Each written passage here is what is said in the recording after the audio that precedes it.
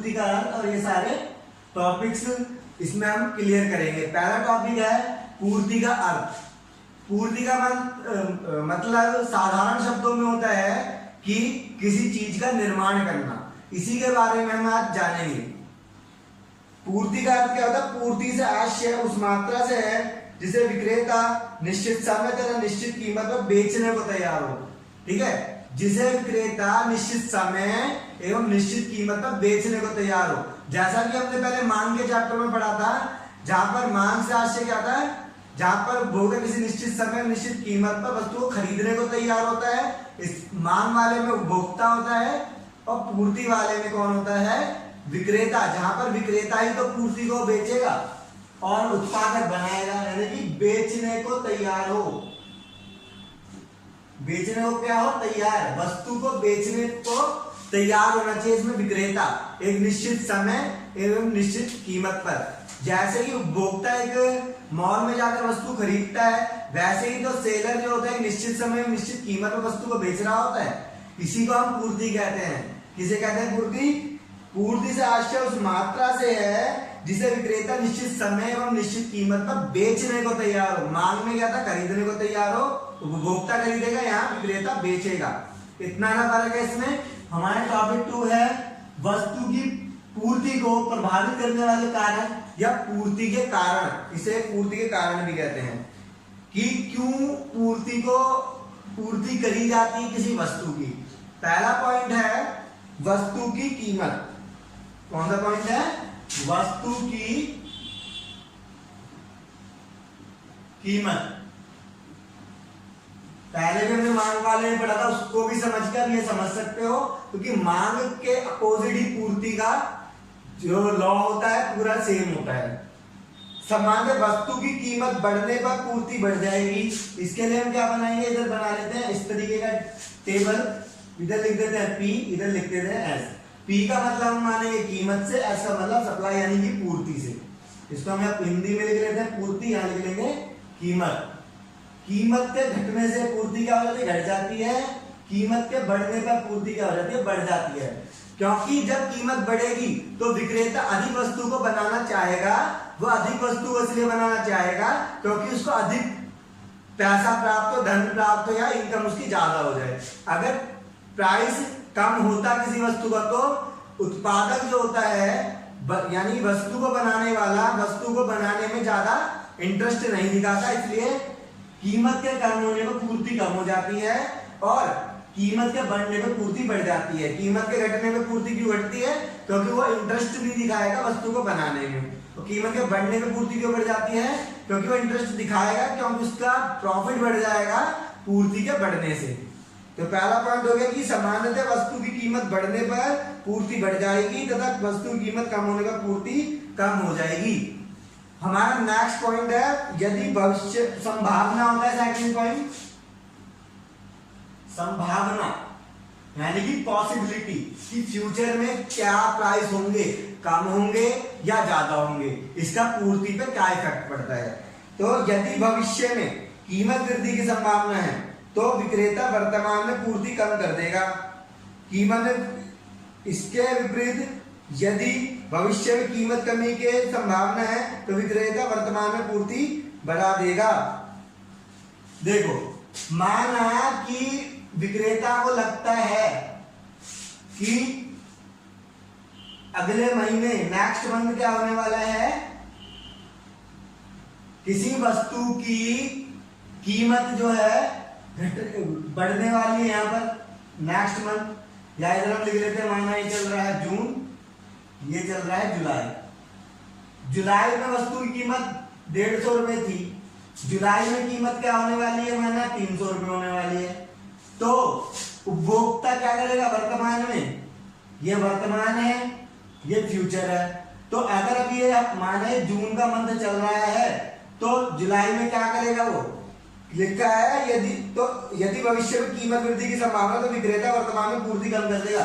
तो वो इस समय में पूर्ति अपनी कम कर देगा, प्रेजेंट में पूर्ति क्या कर देगा? कम, ताकि वो भविष्य में पूर्ति ज्यादा करके प्रॉफिट ज्यादा कमा सके। ठीक है, अगर जून में वस्तु की कीमत 300 रुपए थी और हमें उसको लगता है, पॉसिबिलिटी ये है कि उसी वस्तु की कीमत 300 से करीबन 200 रुपए होने वाली है, तो अभी वो क्या कर देगा, सप्लाई को बढ़ा देगा ताकि वो प्रेजेंट में, वर्तमान में ही ज्यादा से ज्यादा वस्तु को बनाए, पूर्ति निर्माण करे और ज्यादा से ज्यादा प्रॉफिट कमा सके। क्योंकि आने वाले समय में पॉसिबिलिटी क्या हो जाएगी, तो यानी कि वस्तु की पूर्ति कम करनी पड़ेगी, इसको वस्तु की पूर्ति कम करनी पड़ेगी तो उसको कम लाभ प्राप्त होगा। इसलिए यदि भविष्य में कीमत वृद्धि की संभावना है तो उपभोक्ता वर्तमान में पूर्ति को कम कर देगा, यदि भविष्य में कीमत कमी की संभावना है तो उपभोक्ता वर्तमान में पूर्ति को ज्यादा कर देता है। थर्ड पॉइंट है तकनीकी परिवर्तन। थर्ड पॉइंट है तकनीकी परिवर्तन। टेक्नोलॉजी देखी जा रही है, यदि तकनीक में सुधार होता है तो पूर्ति बढ़ जाएगी, इसके विपरीत तकनीकी खराबी के कारण पूर्ति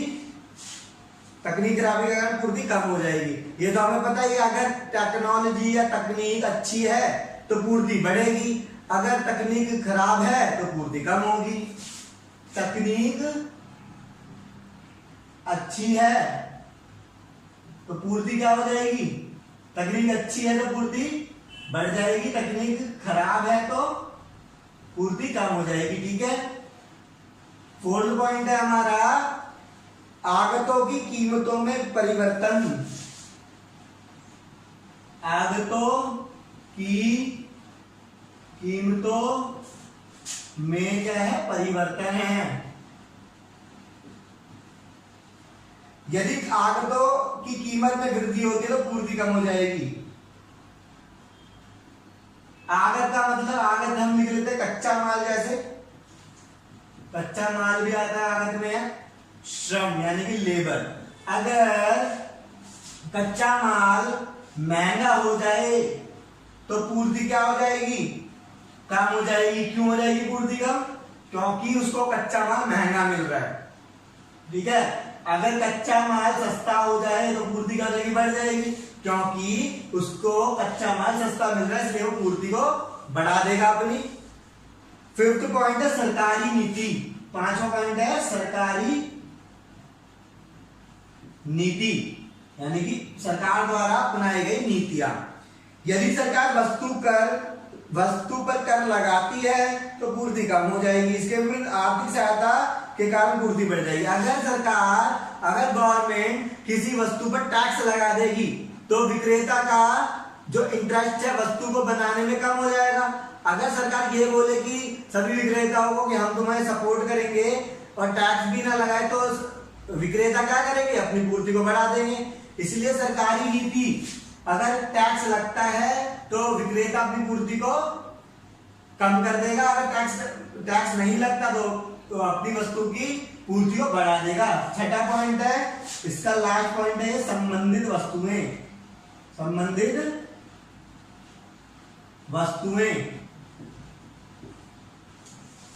वस्तुओं में विशेषकर प्रतिस्थापन वस्तुएं पूर्ति को प्रभावित करती है।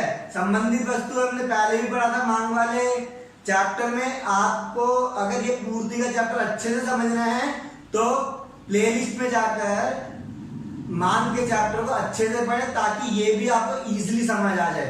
तो इसमें हमने संबंधित वस्तु कितने प्रकार की होती है, 2 प्रकार की। एक होती है पूरक वस्तु, एक होती है स्थानापन्न वस्तुएं।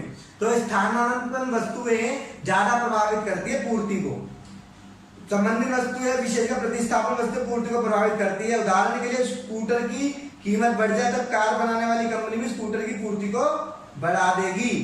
अगर स्कूटर की कीमतें बढ़ रही हैं तो कार बनाने वाली कंपनी भी क्या करेगी, स्कूटर को ही बनाना पसंद करेगी, क्योंकि उसकी पूर्ति बढ़ाएगी। अगर कार बनाने वाली कंपनी अगर वो स्कूटर बनाने लग जाए तो उससे उसको ज्यादा प्रॉफिट हो जाएगा, अगर वो कार के बदले में स्कूटर ज्यादा बनाने लग जाए। जैसे कि हमने हाल ही में देखा था, एकदम से स्कूटी ज्यादातर लोग खरीदने लग गए थे, तो इसका कारण क्या हुआ, स्कूटी की पूर्ति बढ़ गई और जो स्कूटी बनाने वाले उत्पादक थे या विक्रेता थे उनकी सेल बढ़ गई। तो इस प्रकार से 6 पॉइंट होते हैं इसके, वस्तु की पूर्ति को जो प्रभावित करते हैं। ठीक है। अब हमारा थर्ड टॉपिक है पूर्ति का नियम।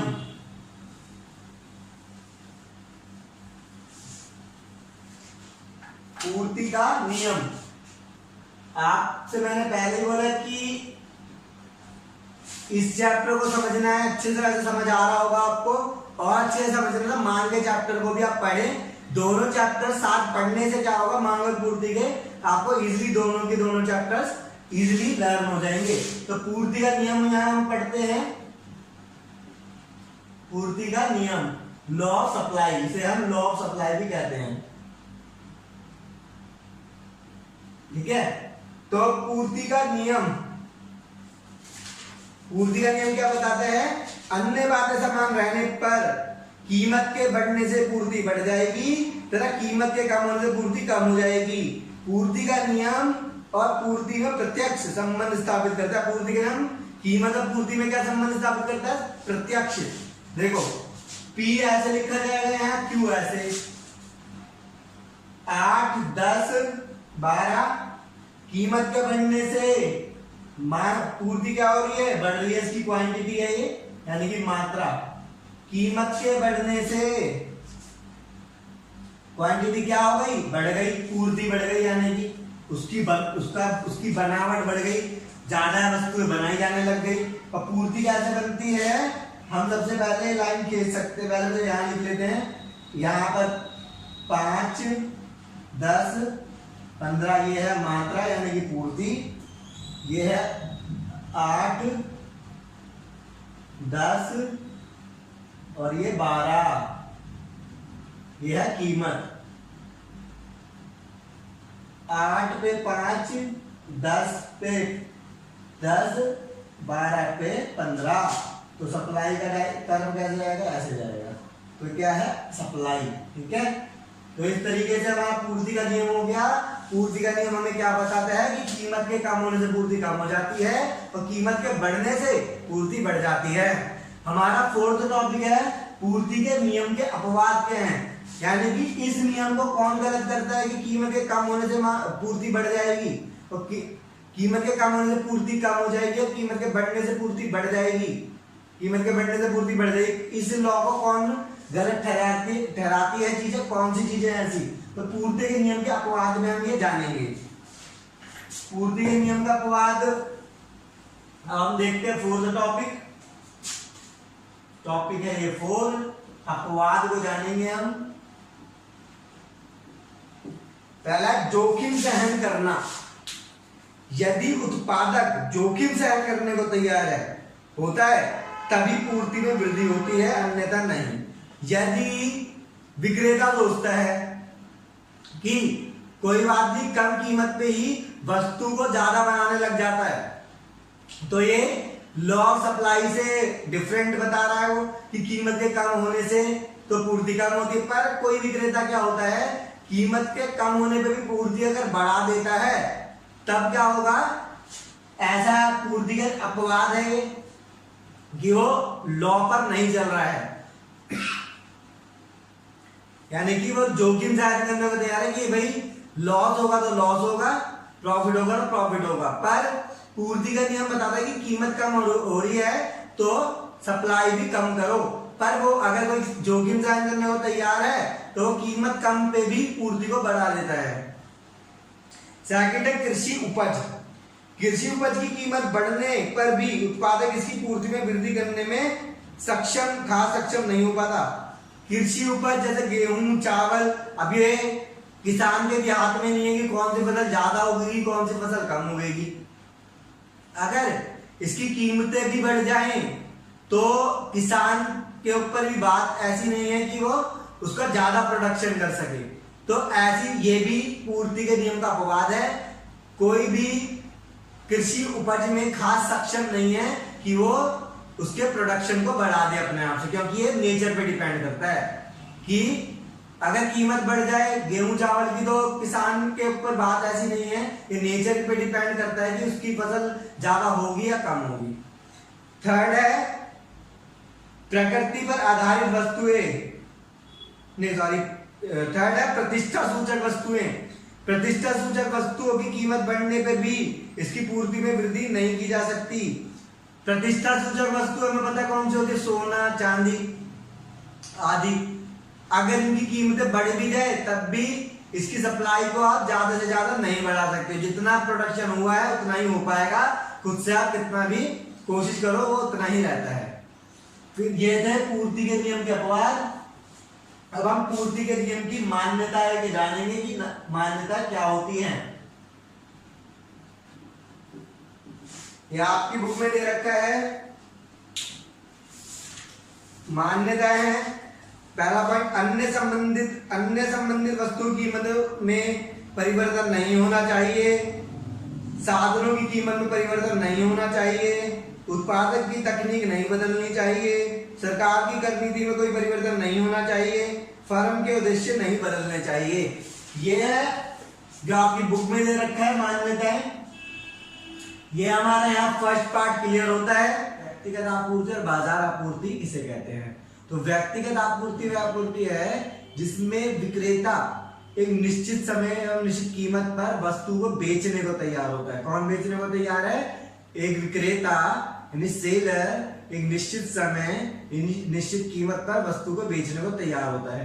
बाजार आपूर्ति किसे कहते हैं? बाजार आपूर्ति से कहते हैं जिसमें सभी विक्रेता एक निश्चित समय एवं निश्चित कीमत पर वस्तुओं को बेचने को तैयार होते हैं। हमारा सेकंड टॉपिक है व्यक्तिगत आपूर्ति अनुसूची और बाजार आपूर्ति अनुसूची। अब ये व्यक्तिगत आपूर्ति अनुसूची या बाजार आपूर्ति अनुसूची क्या होती है? इसमें सिर्फ ये है कि जो भी चीजें बेची जा रही हैं उसको एक टेबल में दर्शाया जाना। जैसे कि आपके बुक में दे रखा है पेज नंबर 126 में, आप यहाँ देख सकते हैं, यहाँ दे रखा है चीनी की बाजार आपूर्ति। तालिका दे रखी है 25 से कीमत है 25, 30, 35, 40, 45। फर्म आ द्वारा चीनी की आपूर्ति मात्रा किलो में 100, 200, 300, 400, 500। फर्म बी द्वारा चीनी की आपूर्ति मात्रा, ऐसे ही फर्म सा, ऐसे ही दिखाया गया है कि किस तरीके से इसकी आपूर्ति को बनाया जाता है। फिर है आपूर्ति वक्र किसे कहते हैं? जब इन चीजों को टेबल में तो दर्शा दिया, जब इन आंकड़ों को हम उसमें शो करते हैं डायग्राम में वक्र के अंदर, तो उसे आपूर्ति वक्र कहते हैं। आपूर्ति वक्र दो तरीके के होते हैं, व्यक्तिगत आपूर्ति वक्र और बाजार आपूर्ति वक्र। तो व्यक्तिगत आपूर्ति वक्र किस तरीके से दर्शाया जाए टेबल वो डायग्राम के जरिए, तो उसको ही हम आपूर्ति वक्र, व्यक्तिगत आपूर्ति वक्र और बाजार आपूर्ति वक्र में रखते हैं। इनमें सिर्फ इतने ही टॉपिक हैं जो बहुत इजी है, इसको आप ध्यान से पढ़ के समझ सकते हैं। और भी नेक्स्ट वीडियो देखने के लिए सब्सक्राइब करें शाहुल जान। अगर आप और वीडियोस चाहते हैं तो इस वीडियो को सब्सक्राइब, लाइक करना और शेयर करना ना भूलें। अगर आप फर्स्ट बुक की 4 चैप्टर को हार्ड कॉपी में पढ़ना चाहते हैं तो आप Amazon, शॉपक्लूज, फ्लिपकार्ट पर भारतीय अर्थव्यवस्था को जो मेरे द्वारा लिखी गई है खरीद सकते हैं।